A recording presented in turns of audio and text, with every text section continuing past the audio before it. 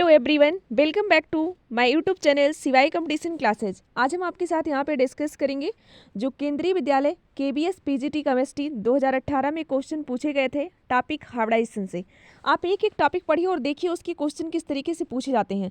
अगर आप KBS PGT का कंप्लीट प्रिपरेशन करना चाहते हैं तो उसके सारे लेक्चर्स आपको हमारे यूट्यूब चैनल पर मिल जाएंगे, और अगर नोट्स बाय करना चाहते हैं तो उसके लिए आप हमारे टेलीग्राम लिंक को जरूर ज्वाइन करें। तो देखा गया है which of the following has different hybridization about the central metal atoms.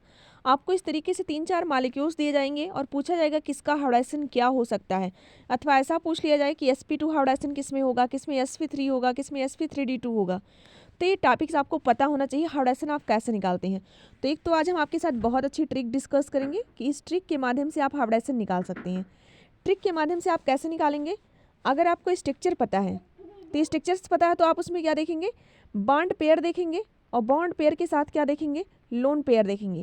आप बॉन्ड पेयर और लोन पेयर को कैसे निकालते हैं, बॉन्ड पेयर और लोन पेयर काउंट कर लीजिए, तभी आपको हाइब्रिडाइजेशन क्या होगी, मिल जाएगी। दूसरा चीज़ क्या है, जैसे आप अमोनिया में देखिए, अमोनिया में क्या है, एक बॉन्ड पेयर है, 3 लोन पेयर हैं, तो 3 बॉन्ड पेयर 1 लोन पेयर बराबर कितना हुआ, 4 हाइब्रिड ऑर्बिटल बने। अगर 4 हाइब्रिड ऑर्बिटल बन रहे हैं तो हाइब्रिडेशन क्या होगा, sp3 होगा। PCl5 में इसी ग्रुप का अमोनिया भी है, अब फास्फोरस भी है, तो इसके पास भी 3 बॉन्ड पेयर हैं और 1 लोन पेयर। जिस स्टूडेंट को बॉन्ड पेयर और लोन पेयर नहीं निकालने आता होगा वो मुझे कमेंट करेगा, हम बताएंगे किस तरीके से आप बॉन्ड पेयर लोन पेयर निकालते हैं। फास्फोरस के बैलेंस सेल में 5 इलेक्ट्रॉन थे, 3 तो आपके क्लोरीन के द्वारा बॉन्डेड हैं, 3 आपके बॉन्ड पेयर हो गए, 2 इलेक्ट्रॉन रिमेनिंग बचे हैं जो 1 लोन पेयर के रूप में प्रेजेंट रहेंगे। तो इसके पास भी 4 है, तो यहाँ पे भी हाइब्रिडेशन क्या होगा, sp3 होगा, यहाँ पे भी हाइब्रिडेशन sp3 होगा। BCl3 में अगर हम BCl3 में हाइब्रिडेशन निकालें तो यहाँ पे सिर्फ और सिर्फ क्या है, 3 बॉन्ड पेयर हैं, यानी 3 ही हाइब्रिड ऑर्बिटल्स बनेंगे। अगर 3 हाइब्रिड ऑर्बिटल्स बनेंगे तो यहाँ पे हाइब्रिडेशन क्या होगा, sp2 होगा, यानी एक s ऑर्बिटल एक p ऑर्बिटल्स। अब इसमें देखिए, अगर आप यहाँ पे बॉन्ड पेयर और लोन पेयर नहीं निकाल पा रहे हैं तो आप इसके लिए जब फार्मूला से निकालेंगे H = B + M - C + C, अथवा स्ट्रक्चर से आप निकालेंगे तब भी निकल जाएगा। तो ऑक्सीजन डाइवेलेंट एटम है, इसको काउंट नहीं करते हैं, तो यहाँ पे हाइब्रिडेशन निकालेंगे sp3।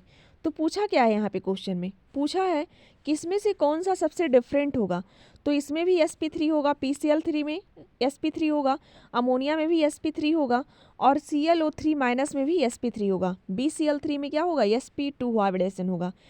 तो यहाँ पे आपको पता चला ना कि किस तरीके से आप हाइब्रिडेशन निकालते हैं और किस तरीके से प्रश्न पूछे जाते हैं। और हाइब्रिडेशन निकालने का एक हम ट्रिक आपको बता दें, जैसे आप ClO3- का अगर नहीं निकाल पाए होंगे तो ट्रिक आपकी क्या है, हम यहाँ पे डिस्कस कर लेते हैं। H = B + M H = 1/2 B + M - C + C। क्या है, H = 1/2 B + M - C + C। एक B क्या है, balance electron, balance electron central atom, जो भी सेंट्रल एटम है उसके बैलेंस में कितने इलेक्ट्रॉन हैं। M क्या है, नंबर ऑफ मोनोवैलेंट स्पीशीज, अगर कोई डाइवैलेंट होगा जैसे ऑक्सीजन तो उसको काउंट नहीं करेंगे। C क्या है, चार्ज ऑफ केटाइन, जो चार्ज ऑफ केटाइन का चार्ज होगा तो उसको माइनस करेंगे, और चार्ज ऑफ एनायन A की जगह पे क्या लिखेंगे, चार्ज ऑफ एनायन होगा उसको ऐड करेंगे।